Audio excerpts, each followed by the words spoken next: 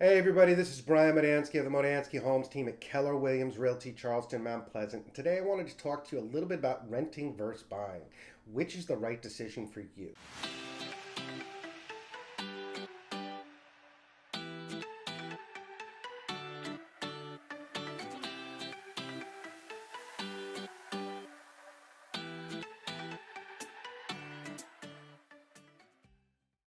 Renting versus buying is a huge decision that many people have to make, and there's pros and cons to each option. I recently read that we are at the highest percentage of renters in the United States at any time since 1965. Now, for some people, it comes down to what they can afford in the moment at that specific time. Other people, I've spoken with long term renters, and they simply put off buying because they wanted to wait till they could afford something in the neighborhood that they're currently living in. The answer rent versus buy, it's not really a simple cut and dry debate. It's different for each person or each family, and I want to go over all the pros and cons. So here are 5 questions I would ask myself if I was considering renting or buying. First question is, what can you afford? Have you sat down and done a budget? Have you figured out what your monthly, what you have coming up throughout the next year to make sure that you can actually afford purchasing a home, or if your finances better line up with renting? Next question I would ask is, how long do you plan to stay in the home? Is this something you're thinking, I'm only going to be in this area for a short period of time? Are you looking at planning routes? Those are the different questions I would be asking. How long do you plan to stay in the home?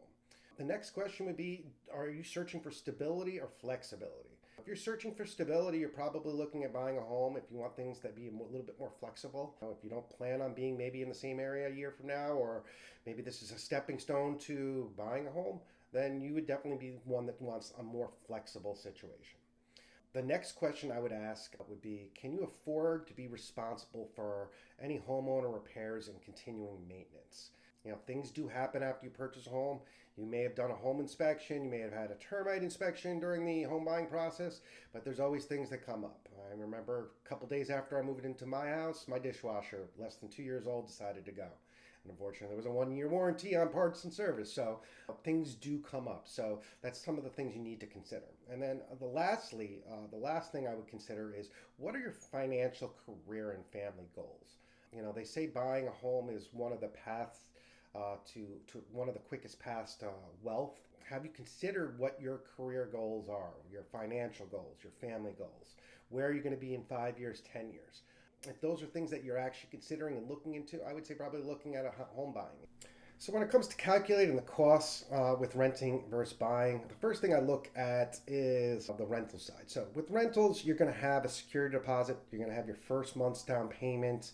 That's the money you're going to need to come up with, about 2 months worth of rent. And when you're evaluating a lease, things that you need to check in on are monthly rent. Does it include any utilities, water, electric, gas, cable, internet? If you're renting a house, any of the landscaping or exterior maintenance. When it comes to buying, the largest outgoing cost will be your monthly mortgage payment, which includes principal and interest, and more often than not, something called PMI, your mortgage insurance. Now, your monthly mortgage payment can change if the taxes on the home change. Taxes are quite often also included in the monthly mortgage payment. Be prepared for some additional hidden costs when purchasing home. Things that you need to think about up front is your down payment. Conventional loans, right now I've seen many as low as 1% down, but there's additional fees that you do need to have money set aside for. First of all, you have to pay for a home inspection more than likely. If you have a good agent, they're going to suggest it. Even on a new home, I suggest home inspections. You have to pay for the termite inspection. You have your appraisal.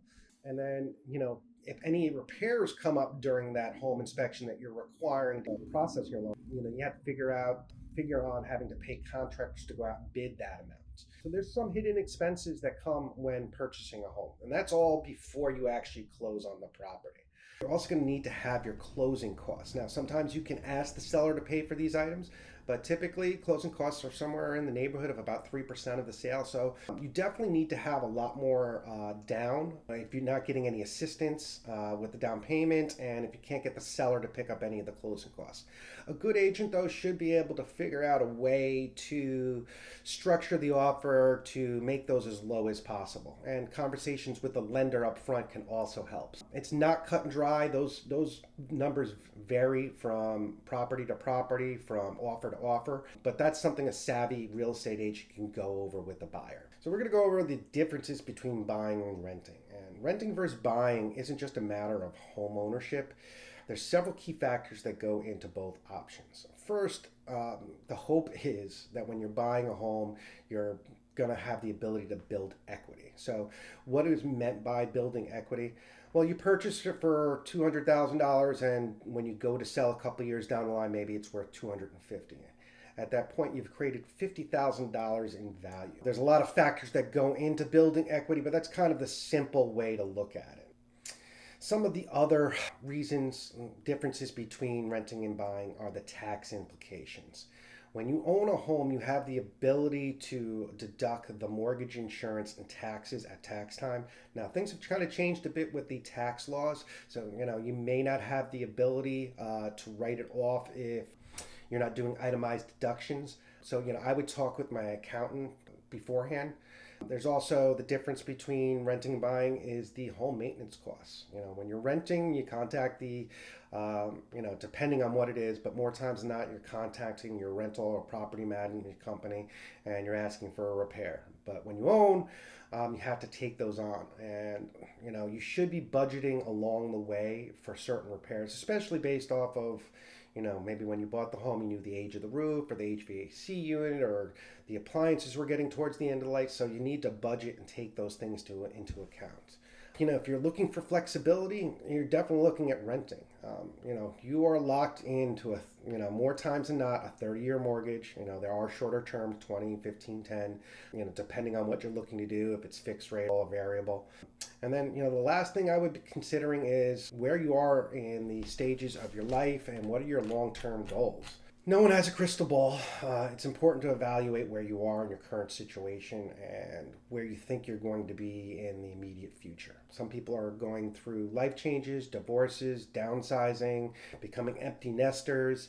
A lot of times when there's a change in the personal situation, there's a change on what the living situation is going to be for that family, what's going to be ideal for them. So those things often come with a change in lifestyle, a change in budget, and a good realtor can help someone walk through that. So next we're going to go into renting versus buying a home and what are the advantages and disadvantages of each. So some of the advantages are you may build equity and credit. You have no landlord to answer to. More stability, especially when it comes to schools. You have some possible tax benefits and you can improve and update and upgrade the home to your specific taste. Some of the disadvantages, it requires a substantial amount of more money and paperwork up front. You could lose money if the home value declined. If you bought it too high and there's an economic downturn, you may actually owe more than what it's currently worth. And if you had to sell, you'd be in a short sale situation. There's extra expenses beyond the mortgage payment, which can be a disadvantage. Sometimes there's HOA, sometimes things happen, things break, things need to be upgraded. Rising home prices and low inventory is also a disadvantage in many markets. May make it difficult to buying when prices are just rising and outpacing what people who are currently renting can afford. One of the other disadvantages is that you're responsible for all repairs and remodeling. It does get expensive when you want to upgrade your home. So some of the advantages to renting are, there's definitely fewer upfront costs and paperwork. You have the freedom to be more mobile. You're not responsible for the maintenance and repairs, other than maybe landscaping if you rented a house. And there's no need to worry about the value of the home going down. And then lastly, there's no property tax bill that you have to come up every year. Even though a lot of times that's built into your mortgage payment, it's still not an expense you have to worry about or figure in if you're a renter. Now, some of the disadvantages to being a renter is the landlord can raise the rent at the end of your cycle period. They can decide to sell the property. Your choice may be limited just on what's vacant at the time you need to find a new place to live. You might have to move multiple times over a short time period. You're definitely not building any equity, and there's definitely no tax benefits. So there are several pluses and minuses, advantages, disadvantages to buying or renting a home. here's the bottom line. Choose what's right for you. It may be helpful to talk with a trusted real estate agent, me, and help you to think through the decision whether or not renting versus buying is right for you. I can also help you with putting the plan together if renting is currently the only option, but you do want to be a homeowner. So we can sit down, discuss all the different options, put together a plan to get you into the position to be able to buy a home. So if you want to sit down, feel free to give me a call directly at 843-628-8910. And don't forget to subscribe and hit the little bell button so you get notified anytime I post a new video. Thanks, everybody.